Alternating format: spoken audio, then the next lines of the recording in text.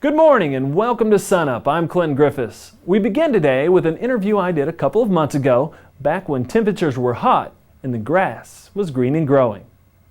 Summer's the time of year when you need a lot of forage out in your pastures for your cattle, but you also have a lot of stress on those forages. So here to help us get through some of those tough questions like what's better, an introduced forage pasture or a native range forage pasture? Here to help us with that is Daren REDFEARN. Daren, good to see you again. Good morning, Clinton. Let's start with a definition of what's the difference introduced versus native. Okay, the easiest way to define that as native forage species basically are defined as those forages that were here prior to European settlement. On the other hand, the introduced forages then can be defined by those plants that were brought in after European settlement. When we talk about which plants are better, from my standpoint, both of them are used for livestock production, so the end use is basically the same. From a management standpoint, there are some differences that we really need to be aware of. Native plant communities, typically those are diverse plant communities. These are managed with what we would call extensive management practices or ecological management practices.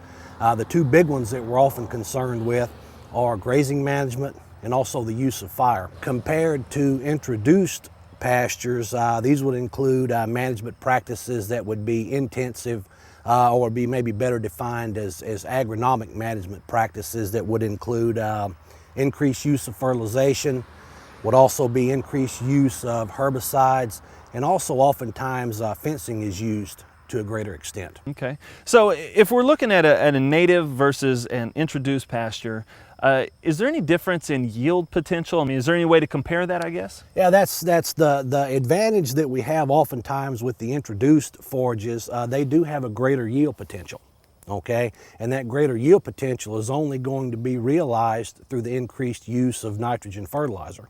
Okay, so the use of introduced pastures in combination with some native range and what we define as a complementary forage system where we have both native and we have introduced, the use of fertilizer on those introduced forages such as Bermuda grass allows the carrying capacity of that ranch to be increased. Okay, so you're kind of getting the best of both worlds in that instance. Will an introduced forage pasture, will it compete with a native range forage pasture if say you can't afford to put down that nitrogen? For the most part, unfertilized introduced pastures are going to have a pretty similar yield to the native pastures. In areas of high rainfall, the native may actually out yield the unfertilized introduced grasses by a little bit. Okay.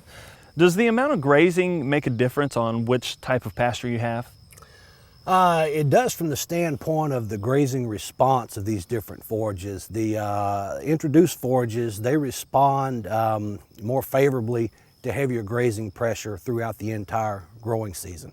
That's not to say that the native plants don't respond as favorably to heavy grazing pressure. However, the time of year is a little bit more critical. In the natives, heavy grazing pressure that occurs in the spring is okay as long as those areas then will remain ungrazed later in the growing season. Yeah. One of the big questions I think that keeps coming up is drought and drought tolerance. Introduced versus a native, is there any difference there? Typically we think of the tolerance of drought would be more favorable for the natives, primarily because those communities contain so many different species that when we talk about drought, that doesn't mean that it's not going to ever rain. It's just going to rain at some different times of the year. So in those situations, there's always some plants that are at their peak growth that occurs when we do get those periodic rains.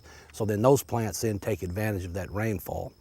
Compared to this Bermuda grass pasture that we're in, during periods of drought, if this is the only thing that occurs, if we don't receive any rainfall, these are not going to grow very much. But then when the rainfall occurs, if we've got some adequate fertility, then these will respond favorably to that precipitation. Okay. So overall, as far as taking care of one of these pastures, or either, really the key is making sure that you're maintaining it properly, and that means if it's introduced doing fertilizers, maybe some herbicides and that kind of thing. If it's native, maybe not quite as much, I guess. It's understanding the differences between the natives and also the introduced. As we talked about earlier, the management practices for native primarily going to be related to grazing management and fire. Natives don't respond very well to added fertilizers.